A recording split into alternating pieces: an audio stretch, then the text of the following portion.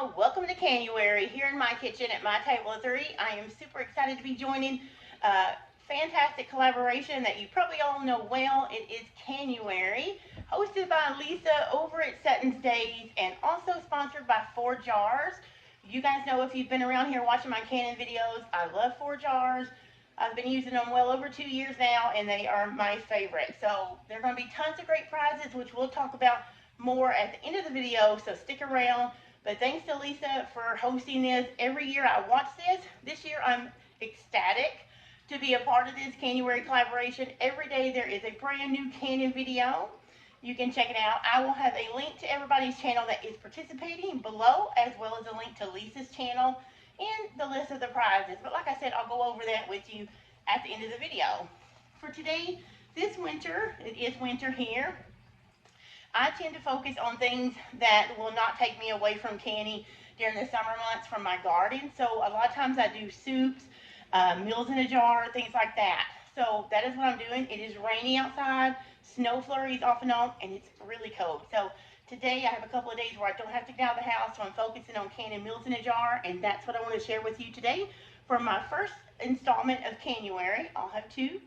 But I am doing beef stroganoff, and it is coming from the Meals in a Jar section of this, the all-new ball book of canning and preserving. I'll put a link to this book. I've seen it already, people using it in the collab. So if you don't have it, you really should get it if you want to learn to can, or if you want to take a stab at these Meals in a Jar, because they have a whole section, 2 or 3 pages in here, 2 pages of Meals in a Jar, including the beef stroganoff that I'm making today. And the second video I'm going to do in a collaboration is another one of these delicious meals in a jar, because I want to stock my pantry with those 2. So come along with me, you guys. We'll learn more about the collaboration and the prizes later. But let's jump in and get this beef stroganoff in the jars and into the canner. Okay, here's a look at our ingredients that we're going to start our beef stroganoff with. I do have a scale there. These have been washed with soapy water, sterilized, and they are ready to go. One tip is, before you start canning, make sure you hold your jars up to light or something to where you can see if there's any flaws. Make sure you go around the rim to make sure there's no nicks or any cracks or any hairline cracks in your jars, because you don't want to go through all the work of canning the expensive meat or any of your other products just for them to go to waste. So we have our beef here. This is about 6 pounds because I'm hoping to get about 6 quarts. I did trim the fat off. You can see I did not trim off all, but I trimmed off any excess because I don't want a lot of grease in my jars. Mushrooms, it calls for sliced mushrooms. I chop mine up in just little pieces, because at the same time that I chop my onions here, I just use my chopper to chop the mushrooms, because why dirty a knife when I've already got the chopper out? Now here are my lids. I have them in boiling water. Here are garlic cloves that we'll need, salt, and Worcestershire. Now, the only thing I have not got out right now is my tomato paste. Each jar needs 2 tablespoons of tomato paste. I make mine into little medallion sizes and keep them in the freezer. So I'll pull those out when it's time to put them in and show you how I do it. So let's jump in. Oh, and the only thing I don't have is my broth, which is heating on the stove over there. So let's get to making these jars. Okay, so you need 1 pound of beef per jar. I'm just going to go ahead and I'm going to use a kitchen scale to weigh a couple of them out. You don't have to. You can just do it evenly if you'd like to. I'm going to tare that. I'm going to do it in pounds. Tare to 0. And now I'm going to use my hands, guys, for the meat. So hands are clean, hot soapy water. And then I'm going to pack in my meat. And I'm using wide mouth jars today. That is my favorite to use when you want to pack it down. That's when I'm using meat, just because I think it does better. A couple more pieces. Okay. I'm just going to go ahead and fill up the rest of these with meat.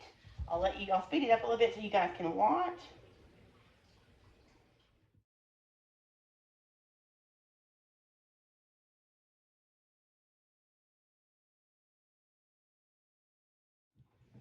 All right, guys, so we have our meat packed in here. Now we're going to start with our other ingredients. Now I'm going to jump in. I'm going to put my spices and my garlic right on top of my meat, just because I don't like the spices floating around at the top.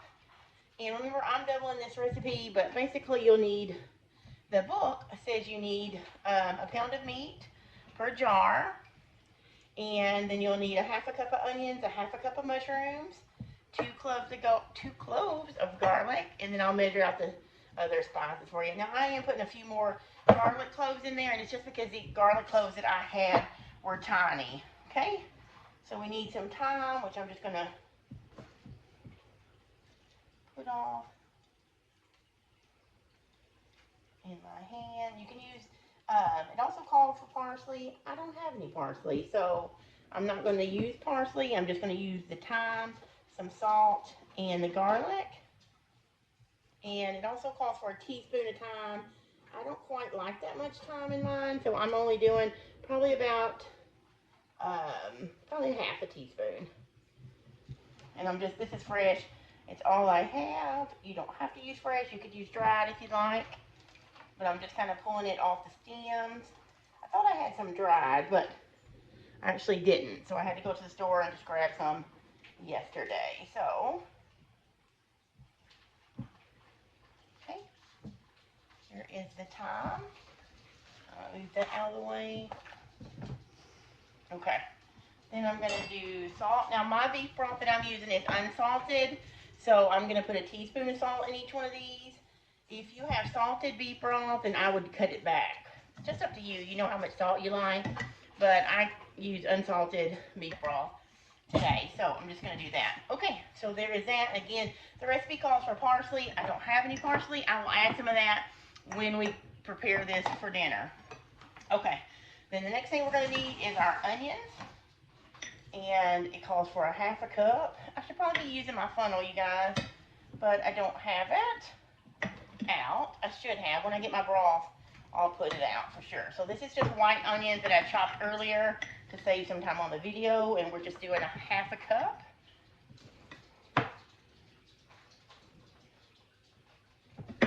I'm guessing you could probably use any onion you like, because it didn't specify. I just did chopped onion. Okay, now mind you, I had extra because I'm also canning another recipe that you guys won't see right now, but that's why I have the extras now. This is just the mushrooms that I chopped, so we're going to do a half a cup. Oh, one thing I was going to do, I'm going to put it on bottom, is I'm going to do my 2 tablespoons of tomato paste in each jar, and you guys can see, I just freeze them in pucks like this, so I don't have the half can when I need just 2 tablespoons. I have a reel on how I do it if you want to watch it. And these may look bigger, but they're just half oh, I do it like this. But they're just half tablespoons that I have flattened out in some parchment paper.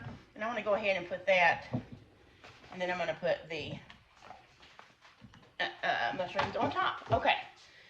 So far we've done meat, onions, seasoning, which is thyme and salt. 2 tablespoons of tomato paste per jar. And now we're going to do a half a cup of sliced or chopped mushrooms.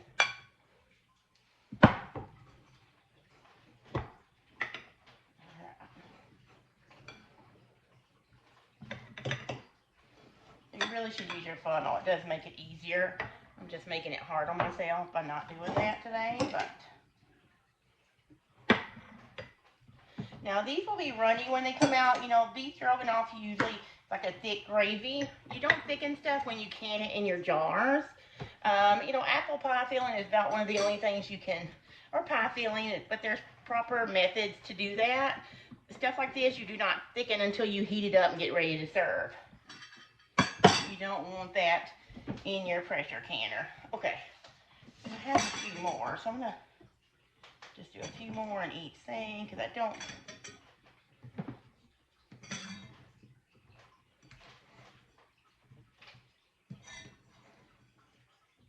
Okay, now next thing we're gonna do is Worcestershire, however you say that, sauce, and for that we are going to do 2 tablespoons per jar. And this is just a tablespoon measure. You know, Worcestershire is one of those things that gives beef stroganoff its signature flavor, that and the thyme and the sour cream that you add later, which sour cream will not go in these jars. Again, that's something that you add when you're heating it up after you thicken it. Alright guys, so that is just about all of our ingredients as far as our solids. And I'm going to pause it, get my beef broth ready to go, and my vinegar over here, so when we fill them, we can then wipe them down and put the lids on. So I'll be right back. Okay, so we are ready. I got my lids out of the hot boiling water, and of course, they are my favorite 4-jar lids that we talked about in the beginning of this video. We'll talk more about those and all the nice prizes of this collaboration in just a bit. But we're going to move on to where we put broth in our jars. I'm just packing this down as I can. Hold on, guys. My dogs are running outside. Let me do that because they will not let me rest. Okay, you guys. Sorry about that. These cannot wait. They got lost. It's been raining and snowing off and on here today, so it's slacked up, and I think they're ready to get out and potty. So, okay, and so we're going to fill this up with broth, and you're going to leave a 1-inch headspace. I made about 2 quarts of broth. I'm hoping that's all I need. We're going to fill them up and then debubble, of course, with our handy dandy debubbler, or as I call it, my thingamabob, and you know, because I can never remember the name of it. But on this debubbler, it also has the measuring tool with marks on it that you can use to make sure you get the proper headspace, which is important. And if you're new to canning, you may not quite understand the importance of headspace and debubbling, but it is something really important. I know you'll hear a lot about that as we go through the month. Probably already have. I know there's been some amazing videos. But debubbling, you know, if air's trapped in there, that can cause some bacteria. It can also cause maybe your jars to, you know, not hold up. But you mainly want to get all the air out so there's no air pockets in there, no room for bacteria to grow. And the headspace is important. This is 1 inch here because you don't want to overfill it and it overflow and cause you not to have a proper seal. Because that's important. You spend all this time, you want to get a proper seal. Trust me, I've had some where I wasn't as diligent and it didn't work out. So, after you get your headspace, you're going to put on your lids. And then you're going to do your ring. This is a ring for even you new beginners. This is a lid. So when you say 4-jar lids, this is a lid. This is a ring. So these are tools. These are very important. These just hold down your lid so you can get a proper seal. Now see, I almost made a misstep there because sometimes when I'm filming, it's hard to remember. And let me look. Where did I put that really quick? Oh, here it is. You want to get some vinegar so you can make sure you wipe down your jar tops. You don't have to use vinegar. You can use hot water. Just want to make sure there's no fat from the broth or the meat on your seal. So, debubble, fill your jars. Debubble, fill back up to that 1 inch space. And then we're going to put our lid, our ring, and then to tighten it, you're just going to go until it stops and a little bit more. So that's called fingertip tight.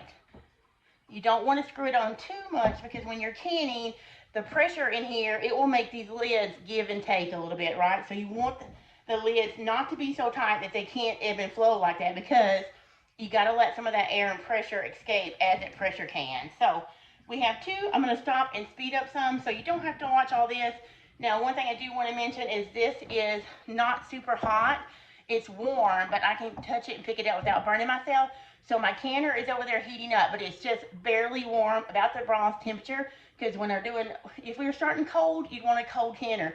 If the meat and everything in here was a hot pack, then you would want your canner hot. But right now it's just about lukewarm, and my canner is going to be lukewarm when I put it in there, so that we start everything off at the right temperature. All right.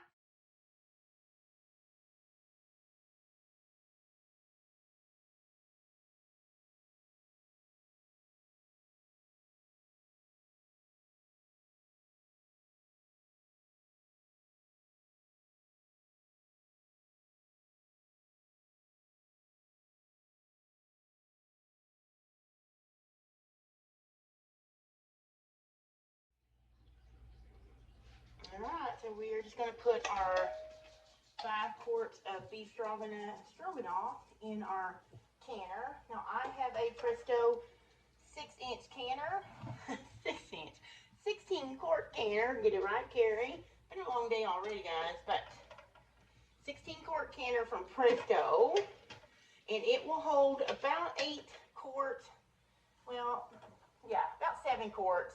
And the upkeep on this is I'll talk more about it in a different video, but you just want to make sure there's no seals or no cracks on that black rubber seal. There is a vent hole, which is right here. It looks like this on the top. You want to look through that and make sure you can see light through that so there's no stopped up vents. I always check this, make sure this is snug, that there's no cracks, and then you want to line up to close the canner. There's a notch or an arrow right there, and you'll know that it goes lined up with this. And then you push that, and then my canner only takes about 2 quarts of water. Follow the directions in your handbook that came with your canner. They do vary depending on the brand and the size that you have, but this Presto 16 quart takes about 2 quarts of water. Now, this is in there. Like I said, I cranked up the burner. It's going to come to temp. The canner and the food in it's going to come at the same time because we started around the same temperature. Once there is a little spout, I showed you to make sure it's clear. Once heavy steam starts shooting out of that, you're going to wait 10 minutes, and then you are going to put the weight on. And at my altitude, I have to do it at 11 pounds for 90 minutes. So I will have that. I'm going to go ahead and let it come, put the weight on. We'll time it for 90 minutes, and then I'll just leave the beef stroganoff in the canner to come down to cool enough to where I can open it. Once it gets cool enough to where I can open it, I'll bring you back and show you what it looks like. Okay, guys, so I am taking it out. It processed at 11 pounds for 90 minutes. Here in my area, it's 11 pounds for 90 minutes. Hopefully I can do this one-handed safely. But you can see there it is. Water is pretty clean. That's the bottom you see is stains, you know, just on the bottom plate it sits on. But yeah, so no siphoning, no spillage, which is good because I thought I actually didn't film it, but I had to go back and stop it and start over because I could tell, let me show you, that this little, remember I was showing you how to check your seal? Well, in the meantime, I had popped this thing. It moves. See if I can show you up and down. Oh, up and down. Well, I had popped it out, or made it loose anyway, when I was showing you that guy. So I could tell it wasn't sounding right. So I had to kind of stop it while the steam was building up before it started going real strong and start over. But so I was scared that I would have some siphoning since I had to cool it and start. But you never want to take a chance. You want to be careful. And if something doesn't sound right, do some investigation and make sure everything is right before you build that pressure. Okay, so I am just going to go ahead and let this set. Now, it's getting late. You can tell it's dark outside. So I'm going to come back in the morning and we'll take a look at these. And we'll talk a little bit more about it because right now these need to set. They are still cold, hot. You can probably see they're still bubbling. So these will sit untouched overnight. I leave them for about 12 hours, and then I will take the rings off and wash them with soapy water, and then you can put them in your pantry. I leave mine for an additional several hours just to be safe, but I have already heard all 6 of these seal. So that is a good thing. So I'll be back in the morning so we can get a better shot and some better light and talk more about this and talk about this collaboration. All right, guys, so it is the next day, actually later in the evening time, and you can see I have washed my jars and I have put the name of the dish and the date here, and these are about to go in my canning pantry back there. I can't wait to show you how to use these. And in case you want to see how I use this beef stroganoff that we just canned together, come back later in the week. I believe it's going to be the 18th. Yeah, so the 18th, I am going to have a follow-up video to this video that shows you how to use the home canned beef stroganoff, and maybe a couple of ways, but at least one way you could use it so you know what to do with it when you can it, right? So obviously you can have it over noodles. I'm going to show you probably a lower carb option, but also a way that you could maybe change it up a little bit without it just being over noodles. But come back. If you want to see that video, be sure you subscribe and hit that bell button. You can also follow me here at My Table of Three over on Instagram. I post a lot over there every day about meals and different recipes. Also, I've linked to this book. Remember, the recipe that we just canned and the one that I'm going to be doing on the 25th come out of the middle of this book, because we are focusing in my kitchen on meals in a jar during the winter so we can gear up for ingredient canning during the summer. So let's talk about the collaboration before we end this video. So thanks again, Lisa over at SuttonsDaze, whose channel is linked below, for hosting Canuary. There are tons of great prizes thanks to 4 Jars. They are sponsoring, they're giving away one of their magnificent new canners that you have. If you guys have not seen those, it's beautiful. So definitely want a chance about that, especially if you're just getting started with canning. What greater way to get started than to win a canner, right? Because that's one of the biggest expenses to get started. Also, they're giving away some of their amazing lids that you've been seeing all of us use in these videos, and some super cute towels, you guys. They have really cute towels, kitchen towels. And then Lisa over at SuttonsDaze is generous as well. She is giving away another 4 Jars canner as well as a steam canner. And it's just going to be an awesome giveaway. It's on January the 31st on SuttonsDaze channel, so on Lisa's channel. And you may want to know how you have a chance of winning, and let me tell you a little bit about that. So there are many videos out there right now that may be using the hashtag Canuary, but you want to look for this particular symbol on our videos, as well as there is a very specific list of us that are participating in Lisa's collaboration. So you need to comment and like those videos in this collaboration to be registered and to have more chances, right? So that full calendar is below in my description box. You can just click on those links and go over and watch the videos each day. If you haven't watched them this far, go back, check them out. You're gonna love the recipes, and you want all the chances you can get to win those prizes. So until the 25th, you guys, I'll have when I will do my second Canuary video. I hope you come back on the 18th and check out how I use this amazing pantry staple that we just canned, and check me out on Instagram. So I will see you later, guys, and happy Canuary.